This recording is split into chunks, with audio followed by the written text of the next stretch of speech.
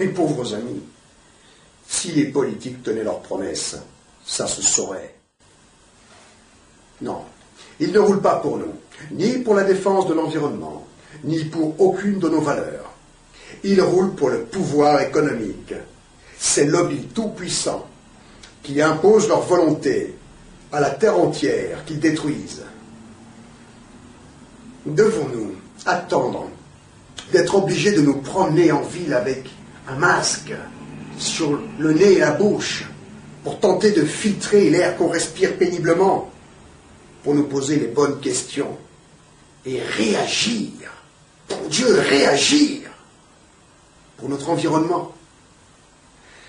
La cause de l'écologie, la sauvegarde de notre planète, si on en est arrivé là, c'est bien la démonstration qu'elle est inadmissible pour ce monde du pouvoir et de l'argent qui contrôle la caste politique, elle-même protégée de toute incursion indésirable par son filtre antidémocratique des 500 signatures.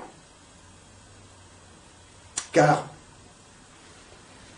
cette cause de la sauvegarde de l'environnement, elle renferme une multitude de sujets, tous plus révoltants les uns que les autres, que nous classons dans les vérités interdites, ayant trait à l'empoisonnement de la planète et de notre peuple.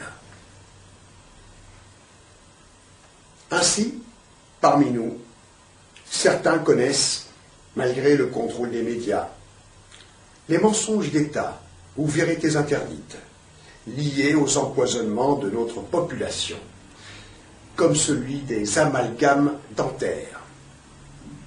D'autres connaissent ceux liés à l'amiante.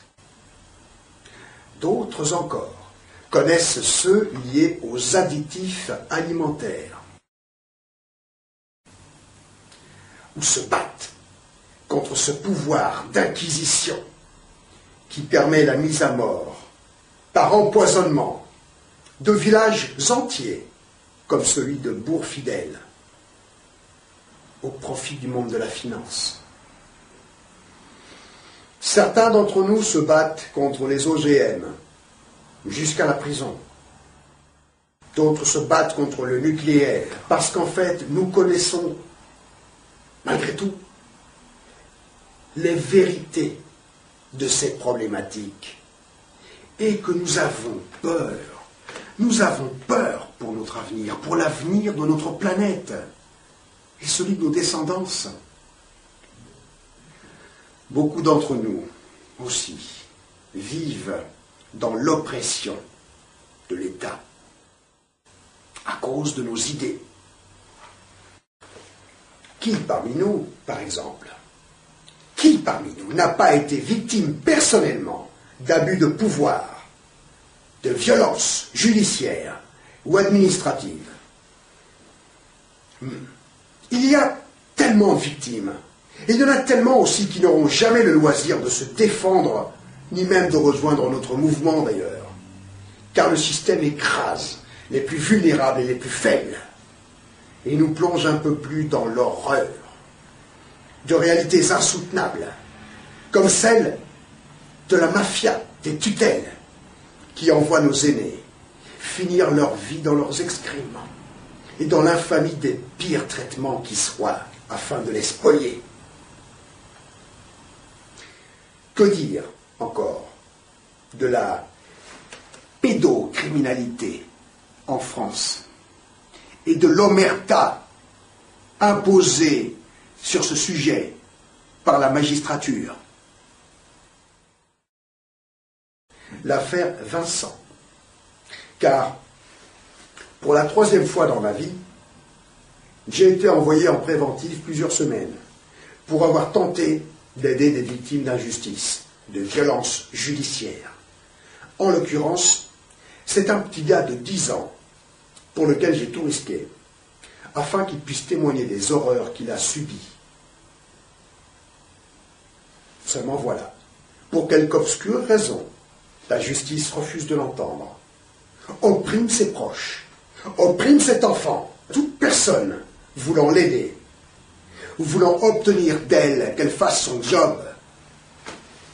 Ce scandale que gendarmes et magistrats tentent d'étouffer parce que baignant dedans, ainsi que certains journalistes d'ailleurs aujourd'hui, permet de voir jusqu'où l'abus de pouvoir et la corruption peuvent aller et dans quel contexte ignoble ils acceptent de s'inscrire.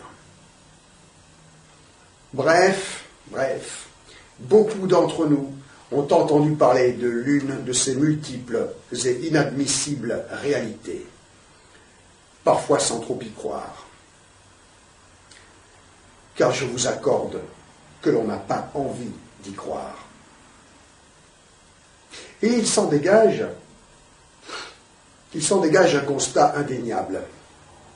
L'usage fait de l'appareil judiciaire, non pas au bénéfice des victimes ou de la manifestation de la vérité, mais qui est bien détourné pour étouffer ces problématiques, neutraliser et opprimer ces victimes ou leurs défenseurs, pour au final servir les intérêts de ce pouvoir politico-économique. Nous sommes tous face au même mal, la corruption.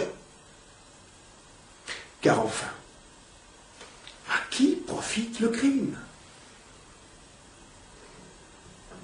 Face à ce mal, nous devons nous unir, tous, pour un combat sur un axiome essentiel, la tolérance zéro.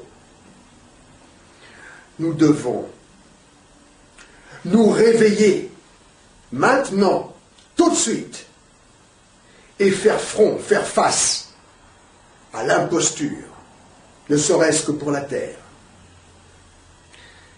N'ayez pas peur. N'ayez pas peur, car, contrairement à ce que l'on nous suggère avec ces lavages de cerveau, pas plus que pour la déchéance de la planète, il n'y a de telles fatalités à laquelle nous ne saurions faire face, tous ensemble.